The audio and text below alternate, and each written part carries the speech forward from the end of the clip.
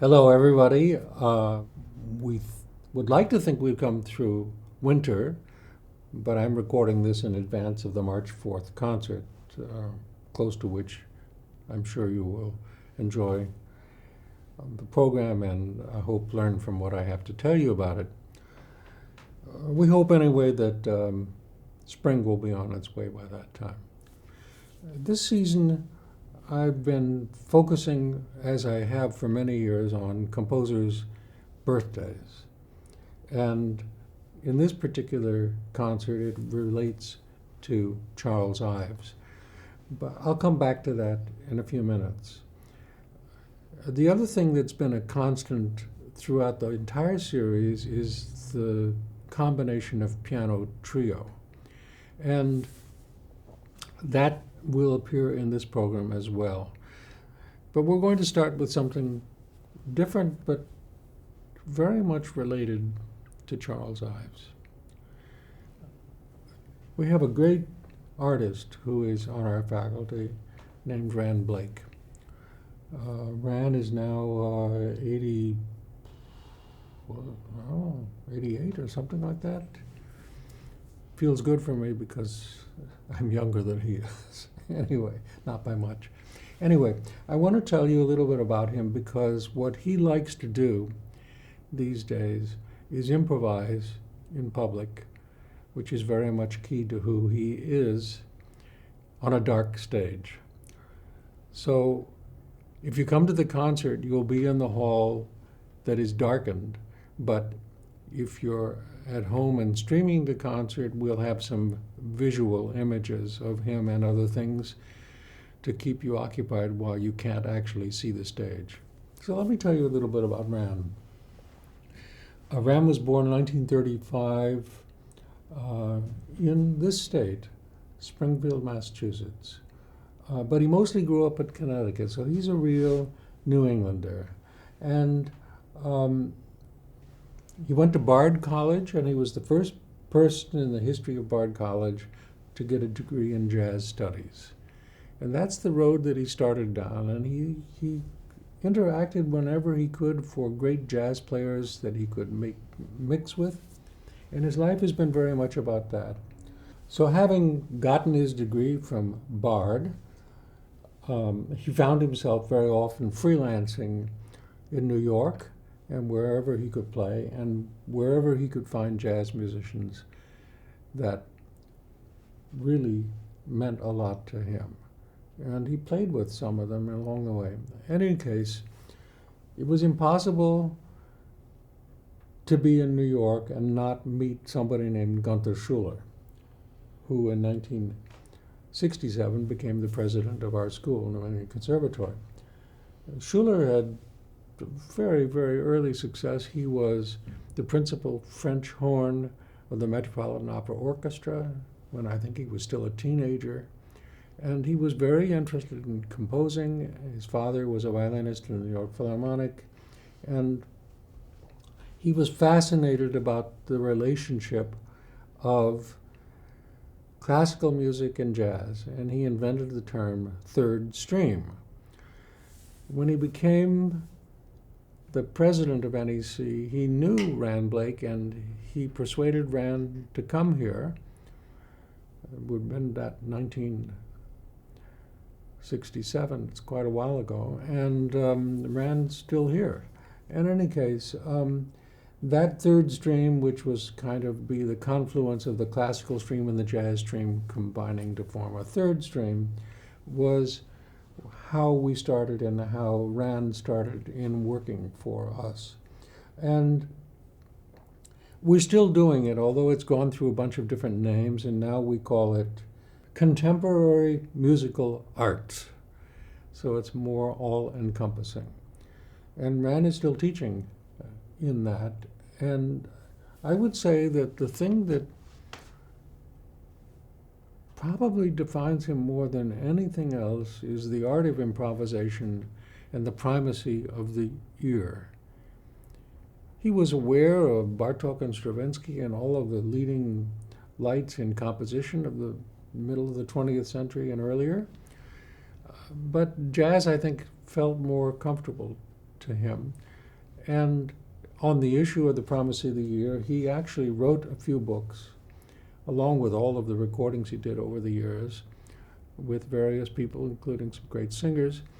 And that really has defined how he teaches. You listen and you let your fingers go where they want to based upon what inside of you hear. And Ran is a great artist, a very, very unique person that the Conservatory embraces and is really proud to have among us. Along the way, I would say that Ran was very much, by birth and by time in Connecticut and New York, a New Englander. And so when he approached me a year ago saying he had already been on First Monday a few times, that he wanted to do something, I said, great. And we found this particular time slot, the March 4th concert, in which he would do it. In the meantime, a couple of sad things happened in his life. One was the loss of our great colleague, John Heiss, last fall, who was here almost as long as Ran, I think, and who was devoted to the music of Charles Ives and Stravinsky and modernist Schoenberg. He taught a course here for that. Anyway, John died, and when I approached Ran, he said he wanted to do something in memory of him. But the other thing that really is interesting about Ran is he very early on became attracted to the genre of filmmaking called Noir, black, dark stories. And a lot of time he improvises is based on that, and maybe that is really why when he improvises in public, the hall is dark. So that's what we have tonight. And I asked him, how should we title this? And I said, could we call it Reflections on Charles Ives? Because he knew Ives' music. He changed that. He said, no, it's going to be Noir Reflections on Charles Ives, and with a very special dedication that I have to explain to you. Dedicated to Director Dutra and John Heiss. John Heiss I've spoken about, but not Director Dutra. I guess most of you who are listening at one point or another in your families have had a pet. And I think that you get very attracted to them. They're really part of the family. Well, in the last year that we lost John Heiss, he lost Director Dutra, who was his pet cat. And that's a very deep affection for him, for those people, and for what he does. In any case, that's what we have tonight to start our program, is Ran Blaich improvising in the dark. As I said earlier, this year, in terms of composers' anniversary, has been a rich one for us. And one of the richest sources of interest to the Conservatory has been the New England composer, Charles Ives. I spoke a lot about Ives for our opening October concert, telling you a little bit more about his personal history. I'll repeat a little of it. He had his father, who was a musician and saw that he had musical training, became an organist, but he also had a father who was very interested in marching bands and things like that would capture Americana.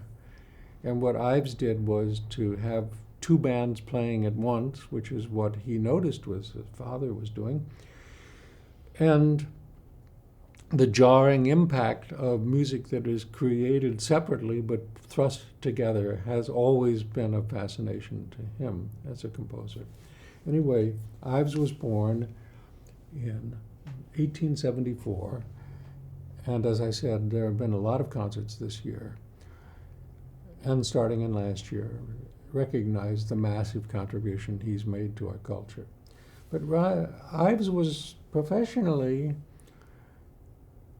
not a musician. He had graduated from Yale very successfully and went into the insurance business, worked for other insurance companies and mostly lived around Hartford, and had his own insurance company and started writing music very young, but didn't care whether anybody listened to it very much, and actually he was not much listened to. And bit by bit, he became famous when people began to notice him.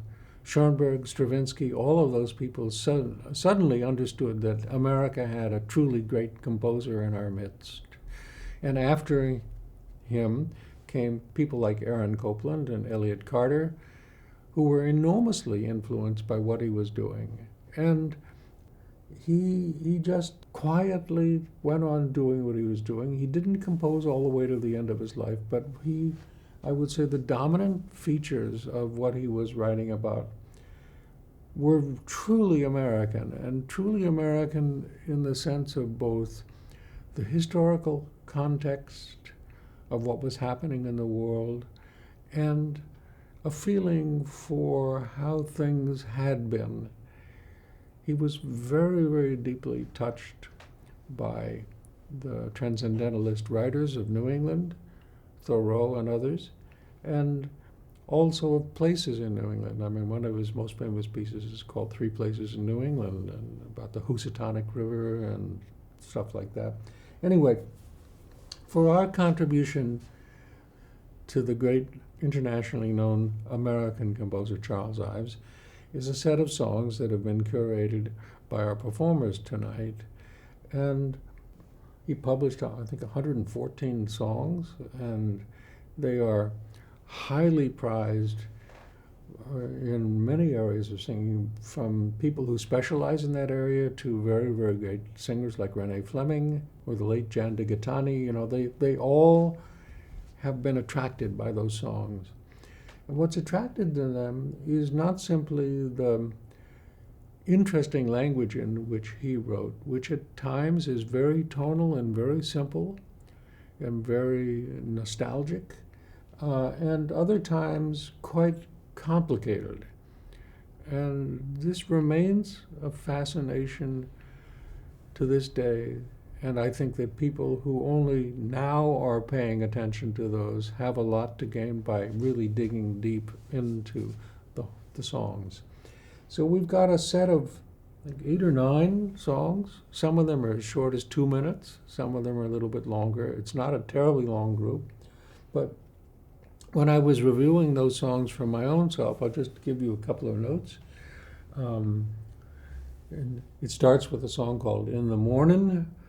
And in my take, it's like a spiritual, it's old-fashioned American song, feeling like that's already from 1929. And we have earlier songs from him.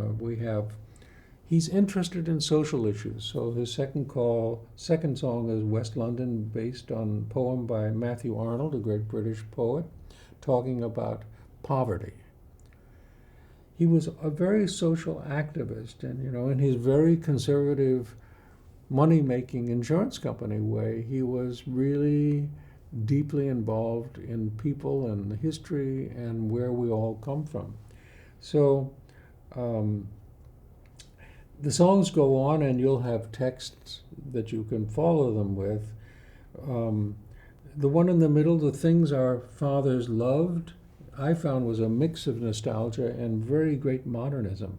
It's kind of, you can't quite catch Ives to know what he's going to do. And I think that's the thing, is that what he does is so unexpected and successfully so that he's like a magnet. He just sucks us in. The last song in the group, called Tom Sails Away, was written in 1917, and just at the time of the First World War, which affected a lot of people, and him in particular, about seeing these young chaps who had grown up going to church and going to football games and whatever, and suddenly there they are fighting a world war. And he was very upset about that. He was very against that. I guess you would say he was a pacifist. But what he was, for our purposes, a truly pathfinding, very, very great artist. And I've said enough about it to give you a feel for what to listen for, and you're going to be very affected by what you hear. The final work on our program tonight is from the canon of greatest chamber music pieces ever written. Johannes Brahms, whose piano trios with violin and cello we are hearing completely this season, became famous as a 20-year-old when his music became noticed by none other than the great Robert Schumann. And Schumann was the publisher of a magazine called the New Journal of Music, in which he talked about having heard this young Brahms, and this was new horizons, new paths. So it's a pretty strong thing when a 20-year-old is recognized by one of the few greatest composers of his time, in his country certainly. And Brahms deserved it. He was just flowing, just music was pouring out of him. Under the pressure of this article from Schumann, he felt he had to produce something really significant. Schumann, by that time, had produced his own piano trios, his piano quartet, his piano quintet, very, very great works, and Brahms felt the pressure of doing something then. So at the age of 20, he wrote a piano trio, which is known as the Trio in B major, Opus 8, and it was published. He was very self-critical. Brahms often said that he felt looking over his shoulders were the spirits of Bach, Mozart, Haydn, and Beethoven, and Schubert, that he was being judged all of the time by the legacy of his forebears, great forebears, these Germanic composers, German and Austrian. And yet he went on and wrote a life full of great masterpieces. But this self-criticism also, he wrote, it is said, 12 string quartets that he deemed unworthy, and he burned them up. He wouldn't publish them. I mean, he didn't want anybody to see them. Can you imagine what we lost? But he knew what he didn't want to show. So finally, he wrote 3 string quartets in the middle part of his life, which are masterpieces that he thought was okay to be published. Well, he was that way. And somewhere along the line, he moved to Vienna. And in Vienna, he felt increasingly comfortable. It was in Vienna around that time that he grew that famous beard. He was always, the pictures of him as a young man are very clean shaven and slender. And also, by the time he was getting the beard, he had a paunch. He was really settling into that. Anyway, just an aside before I come back to tell you more about the trio, is when he came to Vienna, the most famous, successful composer alive was Johann Strauss Jr. Johann Strauss Jr. was famous for the beautiful Blue Danube. He was the waltz king.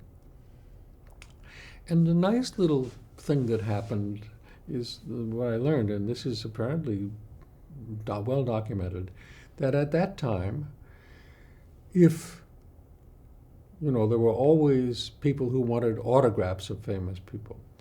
So if you wanted an autograph at that time and you were a lady, and it was a man whose autograph you wanted, you handed them your fan and asked them to autograph the open fan. And the story is that the wife of Johann Strauss Jr. did that, approached him and said, would he sign it? And on the fan, he put 5 lines of staff with the notes, da da da dum, bum bum bum bum, beautiful Budanium. And underneath it, in German, he wrote something that, I'm sorry to say that this was not composed by Johannes Brahms. He loved the music of Strauss, and he loved that music of the people. I mean, he was very interested in Hungarian music and love songs and all of that stuff. So this B major trio, which he composed under great pressure from, I don't think Schumann said, so go compose a piano trio. He just felt the urge he had to prove himself worthy of that kind of praise. When he got later on toward the end of his career and he thought that maybe he was just about done composing,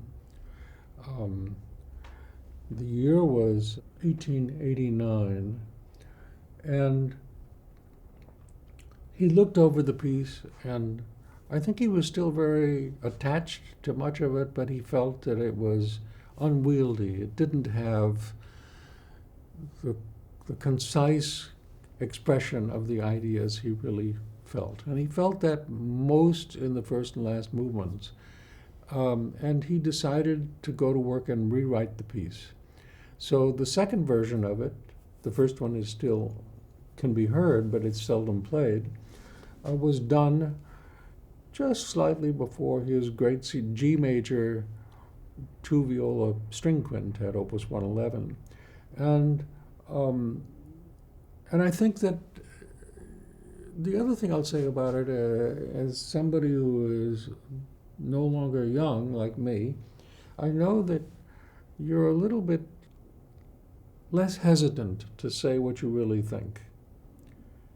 You think, this is what I believe and this is what I'm going to do, and that's how I want it to be.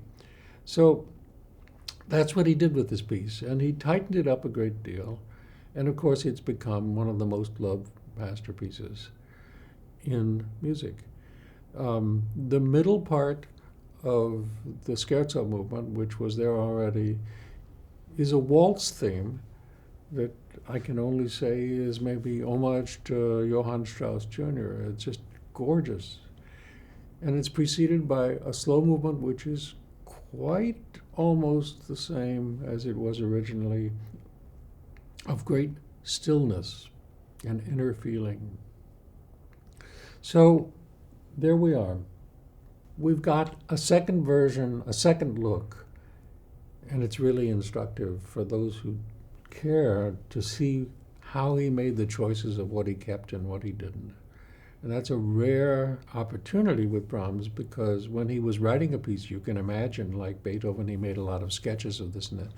He destroyed all the sketches. All that remains are the manuscripts in their finished form. And that's the way he thought about it. But of course you can find the first trio somewhere on YouTube, I know, to listen to and make a comparison. But in the meantime, here we are now at the end of our March 4th concert.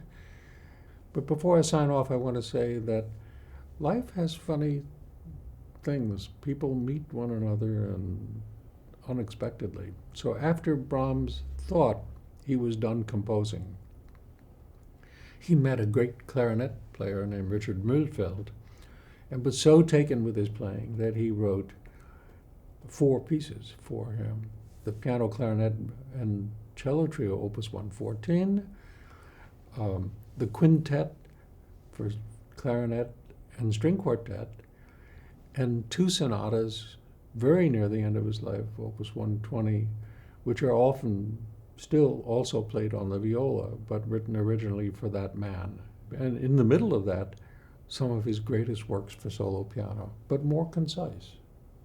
Anyway, so with all of that background, I think it's time to listen to music. So let's listen now to the Brahms B major, and I'll see you again in a month.